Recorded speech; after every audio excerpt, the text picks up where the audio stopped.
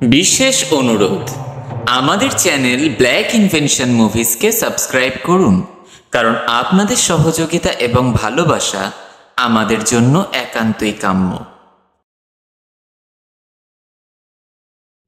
এখন থেকে আমাদের অডিও স্টোরিজ শুনুন স্পটিফাইতেও, প্রতি সোমবার সন্ধ্যে 7টা।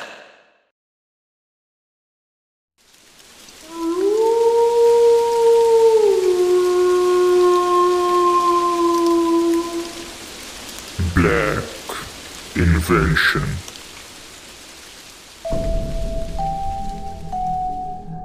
সকলকে স্বাগতম জানাই Black Invention movies horror audio স্টোরিতে।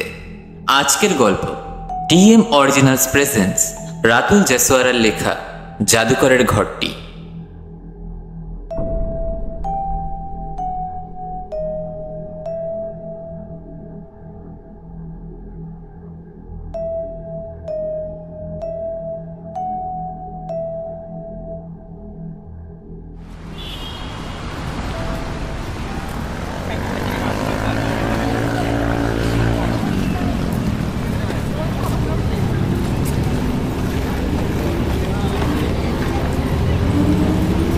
কলকাতার বড়বাজারের রাস্তার উপর দিয়ে লাল রঙের মারুতি সুজুকি গাড়ি নিয়ে বাড়ি যাচ্ছিলেন চিত্তরঞ্জন।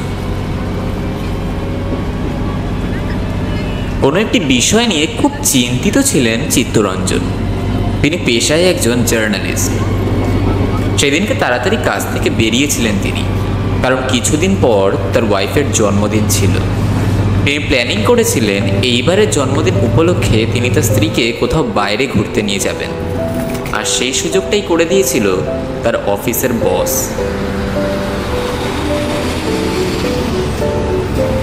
প্রায় কিছুক্ষণ গাড়ি চালিয়ে তিনি পৌঁছে যান তার ফ্ল্যাটের সামনে। ফ্ল্যাটের গ্যারেজে গাড়ি পার্ক করেন। এরপর ফ্ল্যাটের ভেতরে প্রবেশ করে তিনি লিফটে উঠে 3rd ফ্লোরে উঠে যান।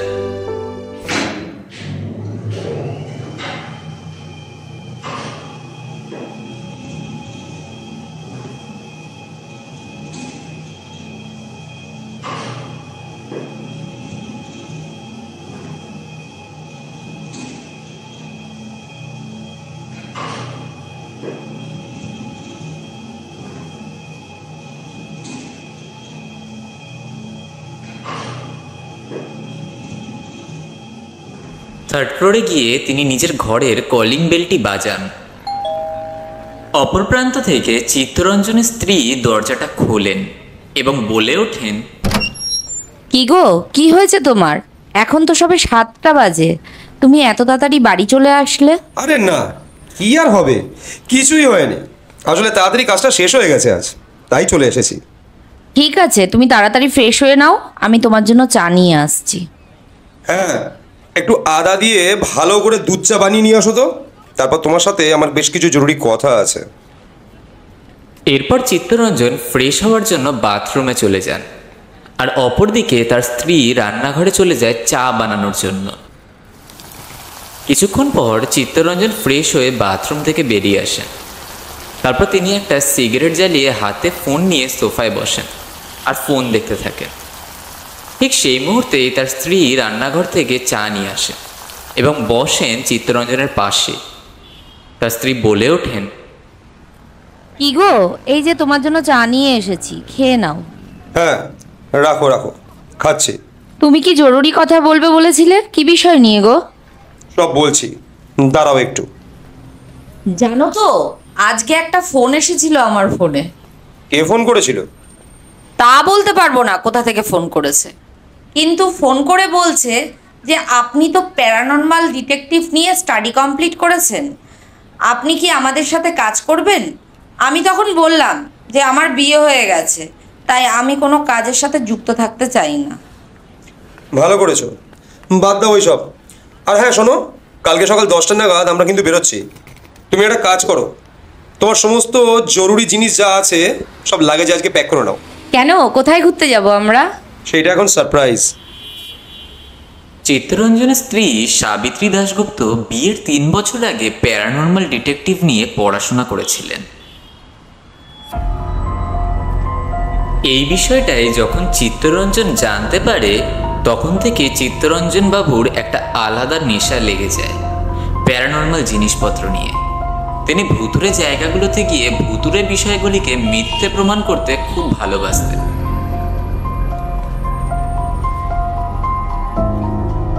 রাত তখন 10টা। চিত্তরঞ্জন আর তার স্ত্রী সাবিত্রী দুইজনে একসাথে রাতের খাবার জন্য বসেন খাওয়ার টেবিলে। ঠিক সেই সময় সাবিত্রী বলে ওঠেন, কি গো, কোথায় ঘুরতে নিয়ে যাচ্ছ বলো না? ঘুরতে ঘুরতে নিয়ে যাচ্ছি না, একটা কাজের জন্য আমেরিকায় যাব, 1 মাসের মধ্যে আবার চলেও আসবো। কাজের জন্য যাবে তো আগেই বলতে পারতে, এখানে আবার সারপ্রাইজ আছে বলাটা কি দরকার ছিল? সারপ্রাইজ আছে বলেই বলেছিলাম। আমি যদি এখন সব কিছু বলেই দিই তাহলে তো আর সেটা সারপ্রাইজ হলো কোথায়? আমার না সব কিছু কেমন যেন গুলিয়ে যাচ্ছে, কি বলতে চাইছো কিছুই বুঝতে পারছি না। কালকের মধ্যে সব কিছু বুঝে যাবে, আগে আমেরিকায় তো যেতে দাও। অফিসিয়াল কাজের জন্য চিত্তরঞ্জনকে তার অফিসের বস আমেরিকায় পাঠান প্রায় 1 মাসের জন্য। আর চিত্তরঞ্জন সেই ফাঁকে আগের থেকেই আমেরিকায় একটা হোটেল বুক করে নেন, যেখানে নিজের স্ত্রীর জন্মদিন পার্টি করবে এবং কিছু মুহূর্ত তার স্ত্রীর সাথে কাটাবেন।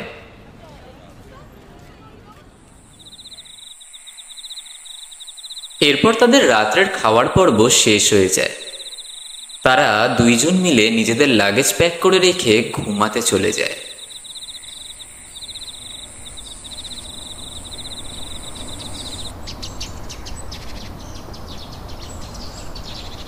কি গো, তোমার হলো?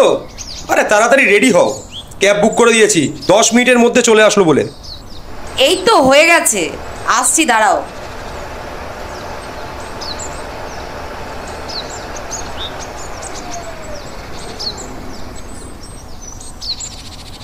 এরপর তাদের ট্যাক্সি চলে আসে। তারা ট্যাক্সিতে বসে রওনা দেয় নেতাজি সুভাষচন্দ্র বোস ইন্টারন্যাশনাল এয়ারপোর্টের দিকে।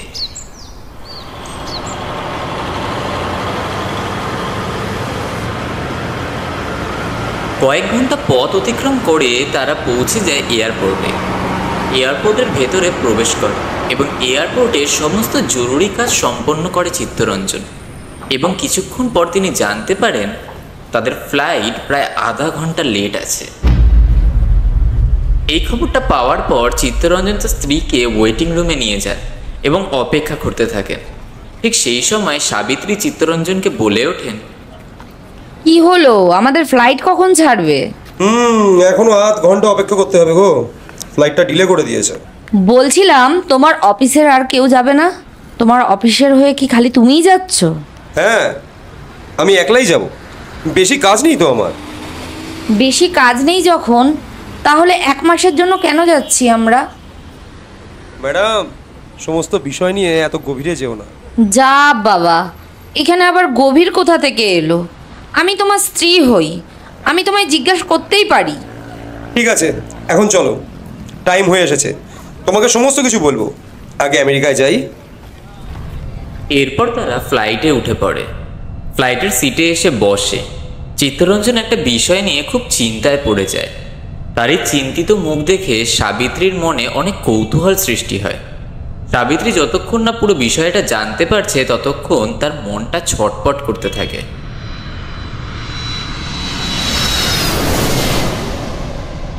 প্রায় 17-20 ঘন্টা প্লেনে কাটানোর পর তারা শেষমেশ পৌঁছে যায় আমেরিকার এয়ারপোর্টে।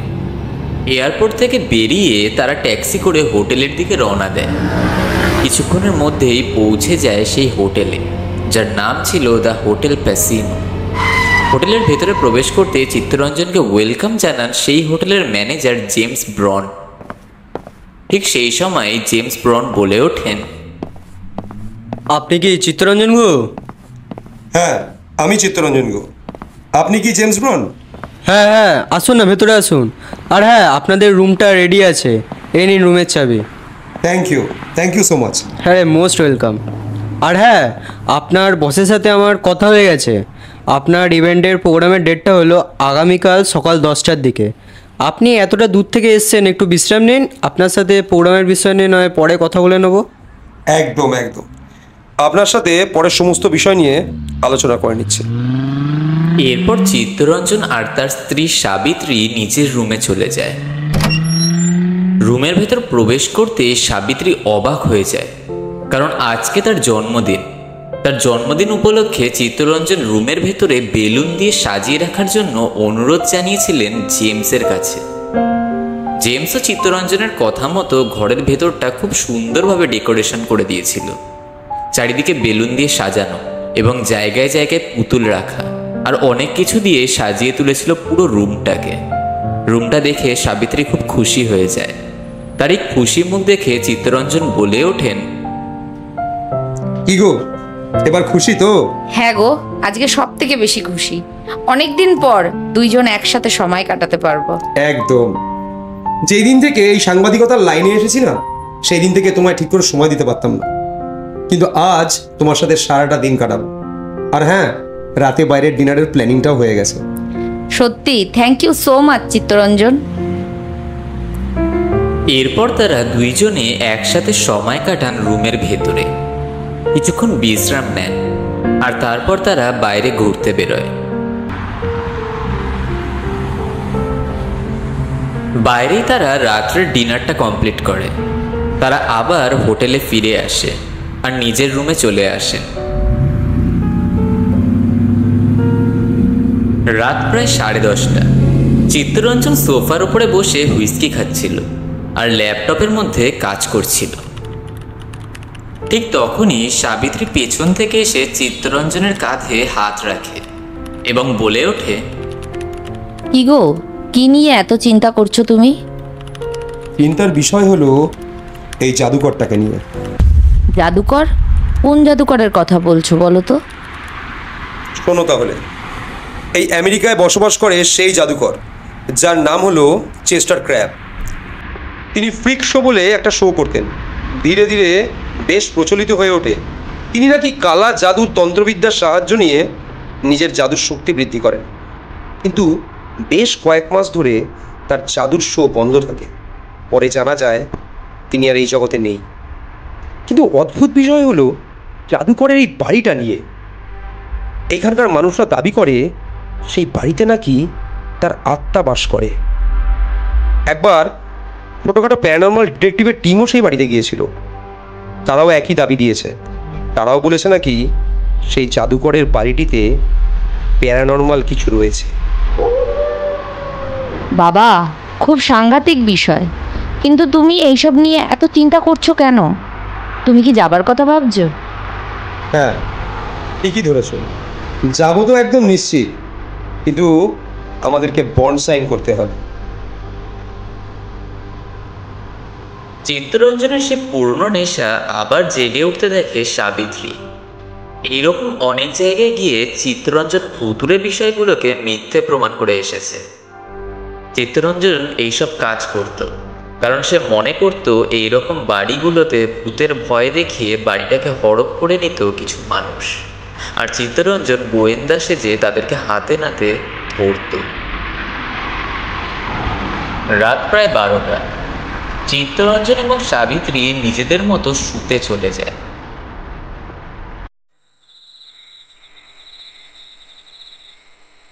পরের দিন সকালবেলায় চিত্তরঞ্জনের ঘুম ভেঙে যায়। সে উঠে বাথরুমে যায়। ঠিক সেই সময় তাদের রুমের কলিং বেলটা বেজে ওঠে। সাবিত্রী যায় দরজা খুলতে। অপর প্রান্তে ছিল হোটেলের ম্যানেজার জেমস ব্রন। ঠিক সেই সময় জেমস বলে ওঠেন, গুড মর্নিং ম্যাডাম সাবিত্রী। আরে দাদা, আপনি আসুন না ভেতরে। হ্যাঁ চলুন। বলছি যে চিত্তরঞ্জন দা বাড়িতে নেই? হ্যাঁ আছে তো, উনি বাথরুমে গেছেন। আপনি বসুন সোফায়, উনি বেরোলে আমি বলে দিচ্ছি।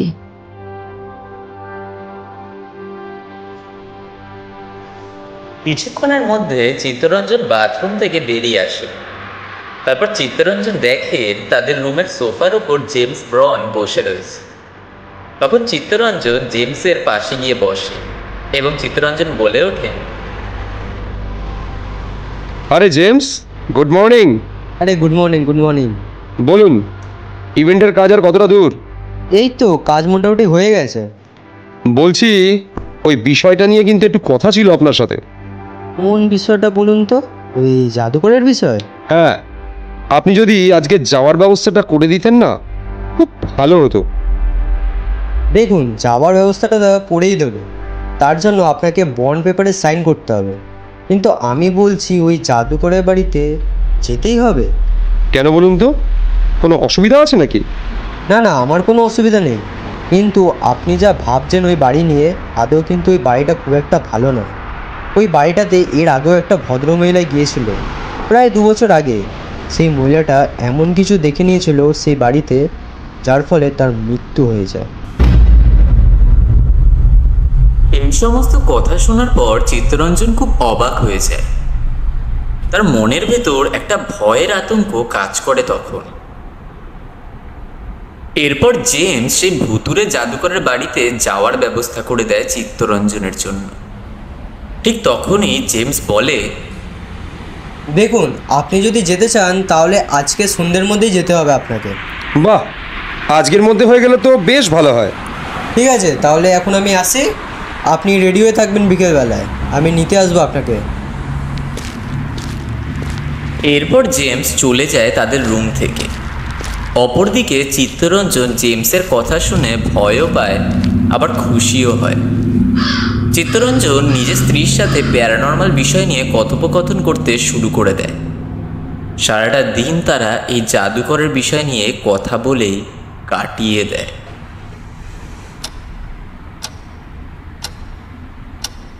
বিকেল 5টা। চিত্তরঞ্জন এবং সাবিত্রী দুইজনে মিলে রেডি হয়ে অপেক্ষা করতে থাকে জেমসের জন্য। জেমসও তার নির্দিষ্ট সময়ের মধ্যে পৌঁছে যায় চিত্তরঞ্জনদের রুমে। চিত্তরঞ্জনদের রুমের বাইরে দাঁড়িয়ে কলিং বেল বাজায়, আর ঠিক তখনই রুমের দরজা খোলে চিত্তরঞ্জন। ঠিক সেই মুহূর্তে জেমস বলে ওঠে, আরে চিত্তরঞ্জন, আপনি রেডি তো যাওয়ার জন্য? একদম, আপনার দেওয়ার সময়ের মতো আমি এবং আমার স্ত্রী তৈরি হয়ে গেছি। বাহ, খুব ভালো। কিন্তু একটা জিনিস আমি বুঝে উঠতে পারছি না, এত কিছু শোনার পরেও আপনারা যাওয়ার জন্য রাজি হচ্ছেন কেন? আমি একবার যখন কোনো কিছু করার সিদ্ধান্ত নিই তখন সেটা করেই ছাড়ি। ঠিক আছে, চলুন তাহলে। এরপর জেমস চিত্তরঞ্জন ও সাবিত্রীকে নিয়ে যায় তার নিজের অফিসে। সেইখানে নিয়ে গিয়ে বন্ড পেপারে সাইন করতে বলে তাদের। সমস্ত কাজ হয়ে যাওয়ার পর তাদেরকে নিজের গাড়িতে বসান আর রওনা দেন সেই জাদুকরের বাড়ির দিকে।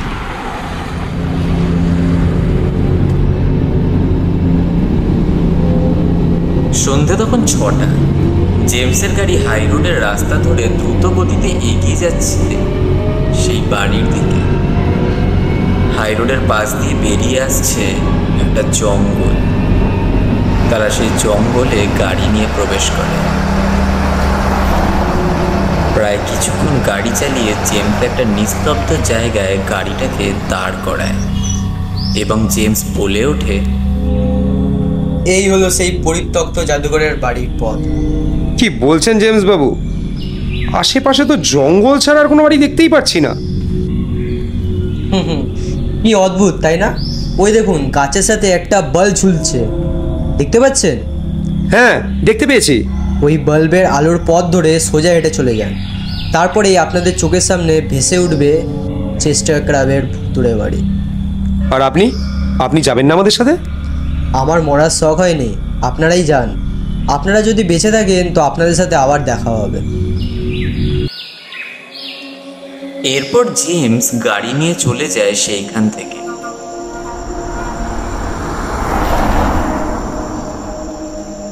অপরদিকে জেমসের অস্বাভাবিক কথাবার্তা শুনে চিন্তায় পড়ে যায় চিত্তরঞ্জন।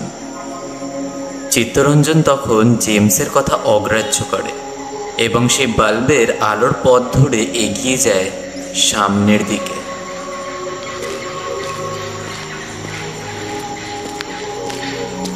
কিছুটা পথ অতিক্রম করার পর তারা দেখে নিশুতি রাতে ঘন জঙ্গলের গভীরে চাপা পড়ে আছে সেই জাদুকরের বাড়ি। বাড়িটিকে দেখে মনে হচ্ছে যেন একটা নিঃশব্দ অভিশাপের মতো। সেই বাড়িটির চারপাশটা বিশাল আকৃতির গাছপালায় ঘেরা। সেই গাছপালার শিকড়গুলো কেমন যেন ঘরের দেওয়ালের সঙ্গে মিশে গেছে। দেখে মনে হচ্ছে প্রকৃতি যেন নিজেই এই বাড়িটাকে আঁকড়ে ধরে রেখেছে। সেই মুহূর্তে প্রকৃতির হাওয়াও যেন জানান দিচ্ছে মৃত্যুর অনুভব। ঠিক সেই মুহূর্তে সাবিত্রী বলে ওঠে, কি গো, এই বাড়ি তো দেখে মনে হচ্ছে একটা ভুতুরে বাড়ি। ভূত বলে কোনো কিছু আমি মানি না, ঠিক আছে ম্যাডাম? চারপাশটা দেখো, কেমন একটা ভয়ানক রূপ নিয়েছে, তাই না? সেটা তো ঠিকই বলেছো, কিন্তু পরিবেশ দেখে কি আর হবে? চলো ভেতরটা বরং গিয়ে দেখে আসি। এরপর সাবিত্রীর কানে ভেসে আসে সেই জাদুকরের বাড়ির মেইন দরজায় ঝুলে থাকা বাল্বের ক্যাচ ক্যাচে শব্দ। তারপর তারা দুইজনে মিলে দরজাটা খোলে আর প্রবেশ করে জাদুকরের বাড়িটির ভেতরে। ভেতরে প্রবেশ করতেই তাদের গাটা যেন ছমছমে করে ওঠে।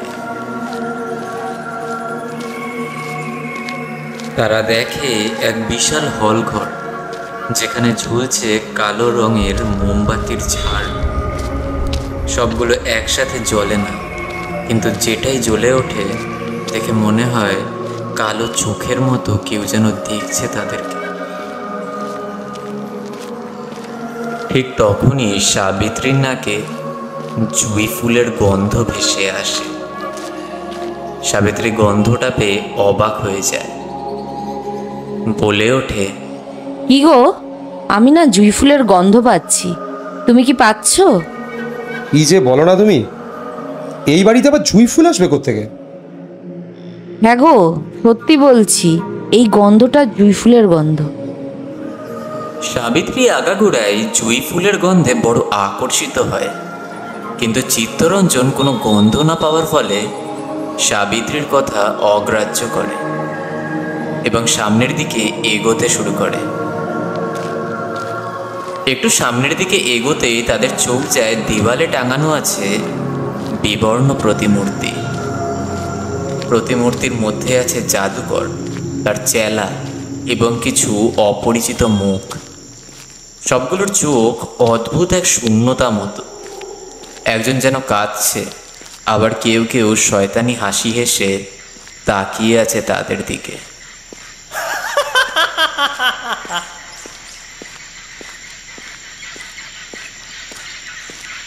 ঘরের মেঝে ধুলো মলিন, কিন্তু মাঝে মাঝে সেখানে পায়ের ছাপ দেখা যায়, যেন এখনো কেউ হাঁটছে সেখানে।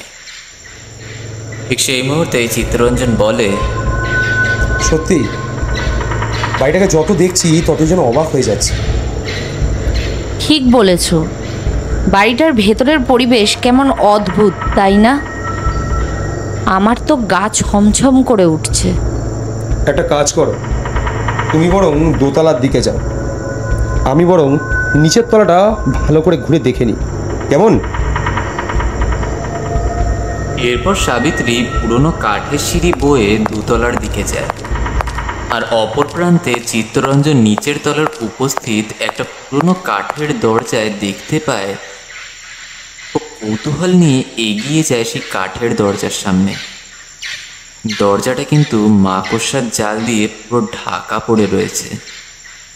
চিত্তরঞ্জন মাকড়সার জালগুলো হাত দিয়ে পরিষ্কার করে এবং দেখে দরজার গায়ে লেখা আছে 666।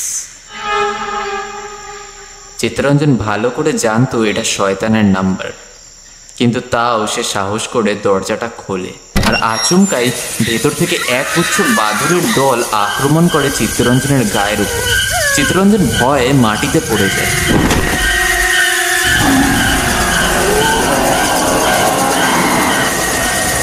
এরপর চিত্তরঞ্জন মাটি থেকে ওঠে, ঘরের ভেতরে প্রবেশ করে আর দেখে একটা গোল ঘর।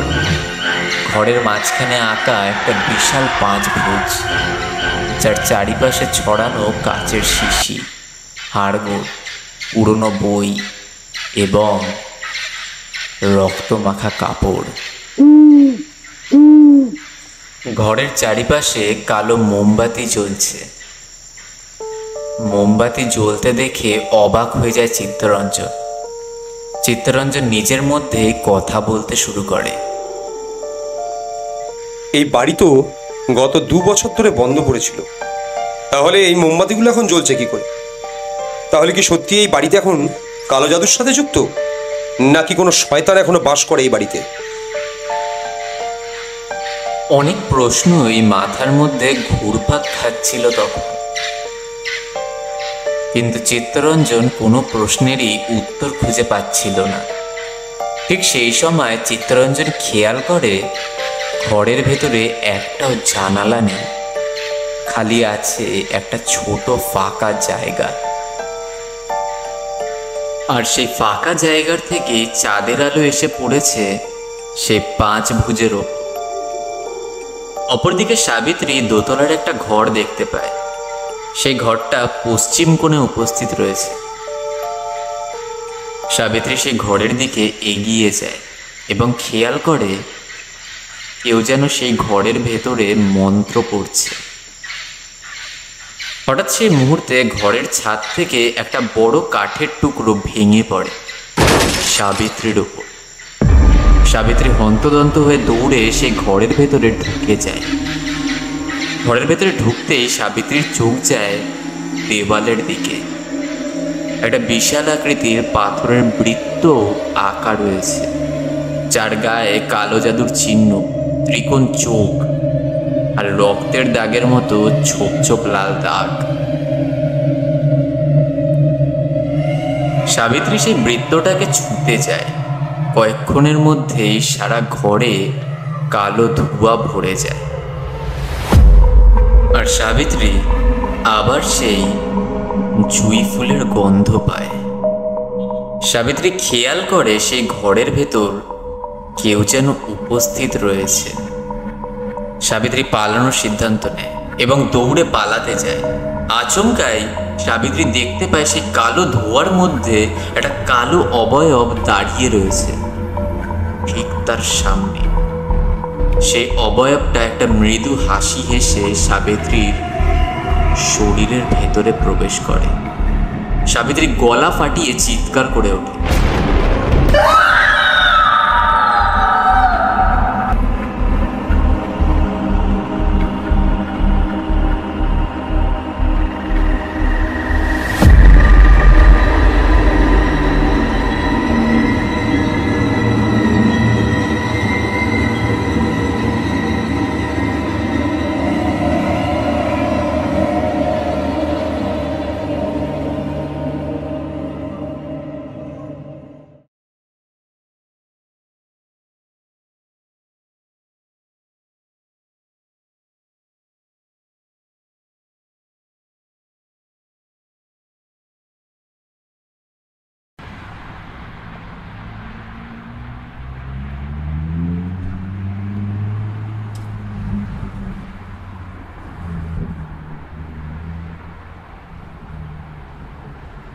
কি গো, এখন শরীরটা কেমন আছে তোমার?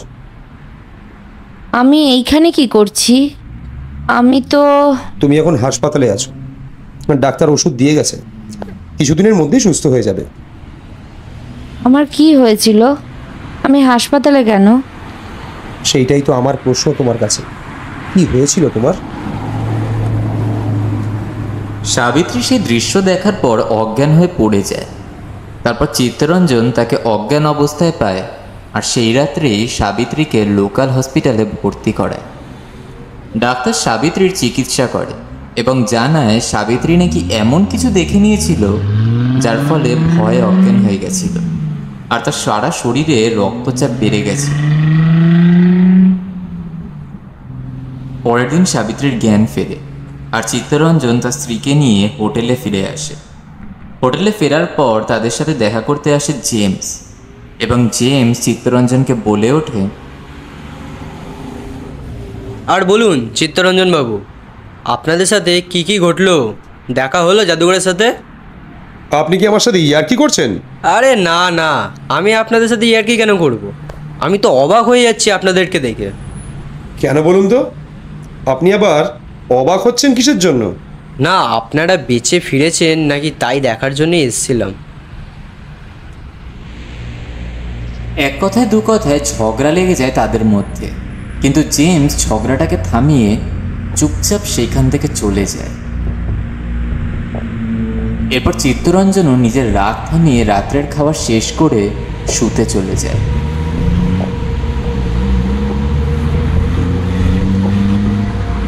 রাত প্রায় 2টো। সাবিত্রী আর চিত্তরঞ্জন নিজেদের রুমে শুয়েছিল তখন। হঠাৎ সাবিত্রীর ঘুমের ঘোরেই ছটপট করতে শুরু করে। সাবিত্রী তখন অনুভব করছিল কেউ যেন তার বুকের ওপর বসে রীতিমতো তাণ্ডব করছে।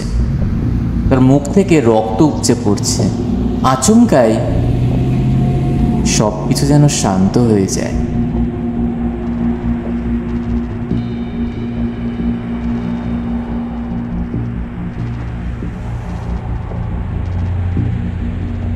সকালবেলায় ঘুম থেকে উঠে চিত্তরঞ্জন তৈরি হচ্ছিল প্রোগ্রামে যাওয়ার জন্য।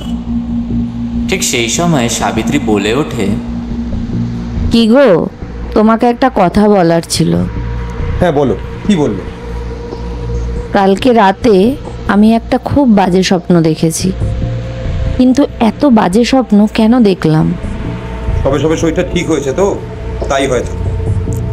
এত চিন্তা করো না, ওষুধগুলো বরং টাইমে খাও, দেখবে সব ঠিক হয়ে গেছে। এরপর চিত্তরঞ্জন কাজের উদ্দেশ্যে বেরিয়ে যায় এবং সাবিত্রী নিজের স্বপ্ন নিয়ে চিন্তায় পড়ে যায়। এরূপ ভয়াবহ স্বপ্ন প্রায় দেখতেই থাকে সাবিত্রী। ধীরে ধীরে সাবিত্রীর সুন্দর চেহারা পরিবর্তন হতে শুরু করে। আগের থেকে অনেক রোগা হয়ে যান তিনি। চোখ মুখ ভেতরে ঢুকে যায়, শরীরে রক্তের পরিমাণ কমে যায়। তার এই পরিবর্তন দেখে চিত্তরঞ্জন সাবিত্রীকে জিজ্ঞাসা করে ওঠে, তোমার চেহারা আগের থেকে এত খারাপ হয়ে যাচ্ছে কেন বলো তো? কোনো কিছু নিয়ে চিন্তায় আছো নাকি? নাকি কোনো প্রবলেম হয়েছে? খুলে বলো আমায়। তোমাকে তো প্রায় 2 দিন ধরে বলে যাচ্ছি, আজকে নিয়ে 3 দিন হয়ে গেল। তুমি তো কোনো কথা শুনছই না। কি কথা বলো? 3 দিন ধরে রাত্রিবেলায় একটা স্বপ্ন দেখছি। তখন আমি ফিল করি যে একটা প্রেত আসছে আর আমার সাথে অন্তরঙ্গ করছে। এই কথাটা শোনার পর চিত্তরঞ্জন বেশ অবাক হয়ে যায়। চিত্তরঞ্জন ভাবে, এ কি করে সম্ভব? প্রেত বলে তো আদৌ কিছু হয় না। কিন্তু চিত্তরঞ্জন একটা জিনিস ভালো বুঝতে পারছে, সাবিত্রীর সাথে কিছু তো একটা হচ্ছে, যার জন্যই তার শরীর দিনের পর দিন খারাপ হয়ে যাচ্ছে। চিত্তরঞ্জন এবারে সিদ্ধান্ত নেয়, কিছু তো একটা করতেই হবে তাকে। চিত্তরঞ্জন আর দেরি না করে জেমসকে সবটা খুলে জানায় আর জেমসের কাছে সাহায্যের জন্য যায়। তখন জেমস তাকে বলে, দেখুন, আমি এই ব্যাপারে পুরোটা জানি না, কিন্তু মনে হয় জাদুকরের শক্তি হয়তো আপনার স্ত্রীকে দুর্বল করছে। দেখুন না কিছু করা যায় নাকি? আমি আর আমার স্ত্রীর কষ্টটা দেখতেই পাচ্ছি না। একটাই উপায় আছে, আমায় সেই মহিলার পরিবারের সদস্যদের সাথে কথা বলতে হবে। আমায় জানতে হবে সেই মহিলার সাথেও কি ঠিক একই রকম ঘটনা ঘটেছিল নাকি। একটু সাহায্য করুন প্লিজ। আপনি পারবেন, আপনি একমাত্র পারবেন কোনো না কোনো উপায় বার করতে। চিত্তরঞ্জনের সাহায্য করার জন্য জেমস যায় সেই মহিলার পরিবারের সদস্যদের সাথে দেখা করতে। সেই মহিলা প্রায় 2 বছর আগে এই জাদুকরেরই বাড়িতে গিয়েছিল, কিন্তু তিনি মারা গেছেন। তার পরিবারের সদস্যরা দাবি করে তাদের বাড়ির মেয়ে সাথে একই ঘটনা ঘটেছিল। জেমস সমস্ত খবর শুনে চিত্তরঞ্জনের কাছে যায় এবং চিত্তরঞ্জনকে বলে, কোনো কিছু জানতে পেরেছেন ওনাদের পরিবারের কাছ থেকে? জানতে তো পেরেছি সেই জাদুকরের আসল কাহিনী। আমি তো অবাক জাদুকরের কাহিনী শুনে। কি কাহিনী? কি এমন কাহিনী শুনতে পেয়েছেন বলুন। এরপর জেমস বলে সেই জাদুকরের কাহিনী। সেই জাদুকর নিজের জাদুর জন্য খুবই প্রচলিত ছিল। তার জাদু দেখার জন্য অনেক লোকজন আসতো দূর দূরান্ত থেকে। কিন্তু সেই জাদুকর কোনো সাধারণ জাদুকর ছিল না। সে জাদুকর নাকি অনেক বড় শয়তানের পূজারী ছিল। সে শয়তানের তন্ত্রবিদ্যায় ভরপুর এক ব্যক্তি ছিল। সে জাদুকর নিজের শক্তি বাড়ানোর জন্য নারীদের ব্যবহার করত। প্রত্যেকদিন এক একটা নারীর সাথে অন্তরঙ্গ করত এবং তাকে মেরে নিজের জাদুর শক্তি বাড়াত।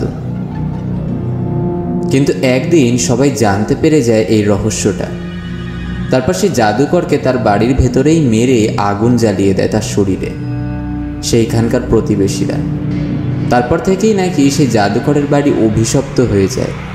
কেউ তার বাড়ির আশেপাশেও যেত না।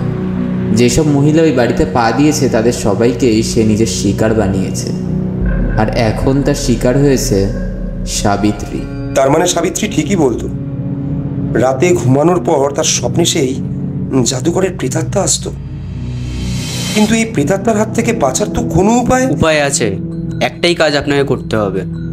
কি করতে হবে বলুন, আমি সব কিছু করতে রাজি আছি। এরপর জেমস একটা উপায় জানায় চিত্তরঞ্জনকে। জেমস এইসব কালো জাদুর হাত থেকে বাঁচার জন্য একটা নামকরা ব্যক্তির কাছে গিয়েছিল। সেই ব্যক্তির বক্তব্যটাই জানায় চিত্তরঞ্জনকে। জেমস চিত্তরঞ্জনকে বলে রাত 3টের সময় একটা মৃত মহিলার দেহ জোগাড় করতে হবে এবং সেই মহিলার দেহ গোলাপ জল দিয়ে স্নান করাতে হবে এবং তার পরনে সেই জামা কাপড় পরাতে হবে যেই জামা কাপড়গুলো সাবিত্রী ব্যবহার করত, এবং সেই মৃতদেহ শরীরে সাবিত্রীর মাথার একগুচ্ছ চুল দিয়ে একটা সাদা কাপড়ে পুরো দেহটাকে জড়াতে হবে। আর সেই রাতে ঠিক 3টে নাগাদ সেই দেহটাকে নিয়ে যেতে হবে সেই জাদুকরের বাড়িতে। তারপর ওই চিত্তরঞ্জনের স্ত্রীর শরীর থেকে বের হবে সেই জাদুকরের কালা জাদু। কিন্তু কোনো রকম ভুল যাতে না হয়, এই কাজ করার সময় না হলে হিতে বিপরীত ঘটে যাবে। এই সমস্ত কথা জেমসের মুখে শোনার পর চিত্তরঞ্জন বলে ওঠে, তার মানে আমাকে আজকের মধ্যে সমস্ত কিছু জোগাড় করতে হবে? হ্যাঁ, আজকের মধ্যেই আপনাকে সমস্ত কিছু জোগাড় করতে হবে। কিন্তু আজকের মধ্যে মহিলার মৃতদেহ জোগাড় করব কি করে? আমি আছি তো আপনার সাথে। আর দেরি না করে চলুন তাড়াতাড়ি। এরপর জেমসের সাথে চিত্তরঞ্জন গাড়ি নিয়ে বেরিয়ে যায়। তারা দুইজনে মিলে লোকাল মর্গে যায় এবং সেইখান থেকে একটা মহিলার মৃতদেহ জোগাড় করে। জেমসের সাথে লোকাল মর্গের জানাশোনা ব্যক্তি ছিল বলে তাদের দেহ উদ্ধার করতে কোনো অসুবিধা হয়নি। তারপর সেই নামকরা ব্যক্তির কথা মতো মৃতদেহটাকে সুন্দর করে সাজানো হয়। সমস্ত কাজ শেষ করতে করতে রাত নেমে আসে। তারা সেই জাদুকরের বাড়ি যাওয়ার জন্য তৈরি ছিল, কিন্তু ঠিক তখনই চিত্তরঞ্জন বলে ওঠে, আমরা কি একলাই যাব? না মানে বলতে চেয়েছিলাম যে কি আমাদের সাথে যদি কেউ যেত তাহলে খুব ভালো হতো না? আপনি এ সময় একলাই যাবেন, আপনার সাথে কেউ যাবে না, এমনকি আমিও যাব না। আমি আপনাকে কিছুটা পথ এগিয়ে দিয়ে আসবো। এই কথাটা শোনার পর চিত্তরঞ্জনের মনে একটা ভয়ের আতঙ্ক ঢুকে যায়। এরপর জেমস নিজের গাড়ি নিয়ে রওনা দেয় সেই জাদুকরের বাড়ির দিকে।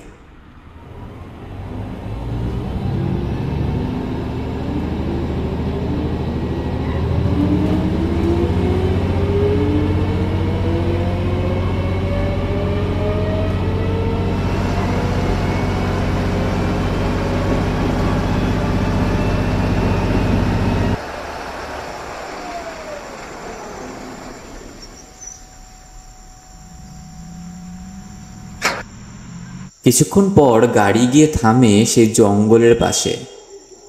তারপর চিত্তরঞ্জন আর জেমস দুইজনে মিলে সেই মৃতদেহটাকে গাড়ি থেকে বার করে এবং চিত্তরঞ্জনের কোলে তুলে দেয়। ঠিক তখনই জেমস চিত্তরঞ্জনকে বলে ওঠে, আপনি দেহটা নিয়ে যান, আমি আপনার জন্য অপেক্ষা করব আর অন্তর দিয়ে প্রার্থনাও করব।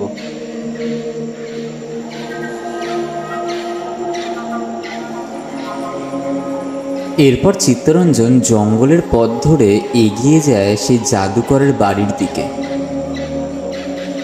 বিভৎস রাত, চারিদিকে ঘুটঘুটে অন্ধকার বাল্বের লাইটের আলোয় যতটা দেখা সম্ভব ততটা আলোর সাহায্য নিয়ে চিত্তরঞ্জন এগিয়ে চলেছে। চারিদিকের পরিবেশ তখন পুরো শান্ত, খালি প্যাঁচার শব্দ শোনা যাচ্ছে চারিদিক দিয়ে। আকাশ তখন এক ভয়াবহ রূপ ধারণ করেছে। দেখে মনে হচ্ছিল যেন এখনই আকাশ ভেঙে পড়বে চিত্তরঞ্জনের উপর। এরপর চিত্তরঞ্জন সেই জাদুকরের বাড়ির সামনে পৌঁছে যায়। সেই বাড়ির ভেতরে প্রবেশ করে চিত্তরঞ্জন, আর সেই হলঘরের কাঠের মেঝেতে সেই মহিলাটার দেহ রেখে দেয়। এরপর চিত্তরঞ্জন বাড়ির বাইরে বেরিয়ে আসে। সেই বাড়ির মেইন দরজাটা বন্ধ করে দেয়। সবকিছু কেমন যেন শান্ত ছিল, কিন্তু কিছুক্ষণের মাথায় আকাশ যেন রূপ বদলায়। একটা ভয়াবহ ঝড়না সমস্ত কিছু তছনছ করে দিতে শুরু করে দেয়। সেই ঝড় আচমকাই চিত্তরঞ্জন লক্ষ্য করে আশেপাশের বন জঙ্গলের লতাপাতা তার পা দুটোকে মাটির সাথে ধরে রেখে দিয়েছে। চিত্তরঞ্জন দেখে সেই বাড়ির দরজাটা হাওয়ায় নিজে নিজেই খুলে যাচ্ছে, আর সেই মৃতদেহটার শরীর থেকে সেই সাদা কাপড়টা উড়ে গেছে। সে জাদুকরের বাড়ির ভেতর থেকে একটা প্রাণীর গর্জনের শব্দ ভেসে আসছে। সেই শব্দে গোটা জঙ্গল যেন বেজে উঠছে। চিত্তরঞ্জন নিজের চোখের সামনে দেখতে পাচ্ছিল সেই দেহটা শূন্যে যেন ভেসে উঠেছে। হঠাৎ একটা দমকা হাওয়ায় সেই বাড়ির দরজাটা আবারও নিজে নিজেই বন্ধ হয়ে যায়। বাড়ির ভেতরে রীতিমতো তাণ্ডব শুরু হয়ে গেছে। একটা ব্যক্তির হাসির কণ্ঠস্বর ভেসে আসছিল চিত্তরঞ্জনের কানে। চিত্তরঞ্জন ভয়ে মাটিতে পড়ে যায়। অনেকক্ষণ ধরে তাণ্ডব হবার পর সবকিছু যেন আবারও শান্ত হয়ে যায়। এরপর চিত্তরঞ্জন সেইখান থেকে উঠে পালিয়ে যায় জেমসের কাছে, আর তারা গাড়ি নিয়ে বেরিয়ে পড়ে সেইখান থেকে।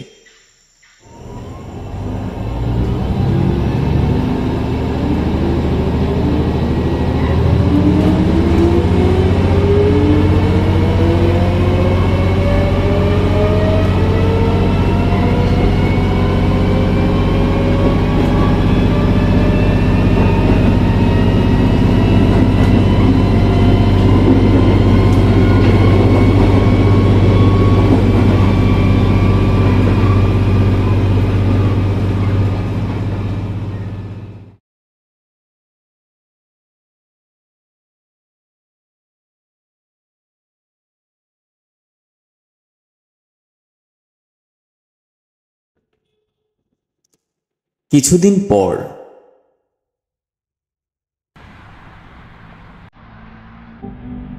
বেশ সকালবেলা, সবকিছুই প্রায় ঠিক হয়ে গেছে। সাবিত্রীর চেহারাও আস্তে আস্তে ঠিক হতে শুরু করেছে। সাবিত্রী আর সেই অন্তরঙ্গের স্বপ্ন দেখতে পায় না। কয়েকদিন কাটার পর চিত্তরঞ্জন ও সাবিত্রী নিজেদের দেশে ফিরে আসে, কিন্তু অপরদিকে চিত্তরঞ্জন নিজের জীবনের শিক্ষা পেয়ে যায়। এই ঘটনার পর থেকে চিত্তরঞ্জন বুঝতে পারে সত্যি এই জগতে নেগেটিভ আর পজিটিভ শক্তি বলে কিছু একটা রয়েছে।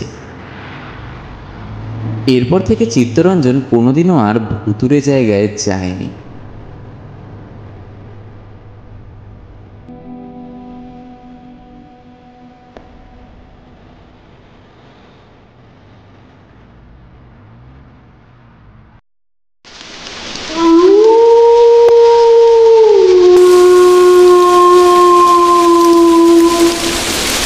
Black Invention.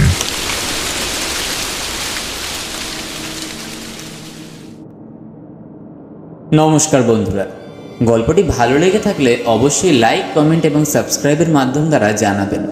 কোনো ভুল ত্রুটি হলে তা ধরিয়েও দেবেন। দেখা হচ্ছে আবারও শনিবার ঠিক রাত 11টা।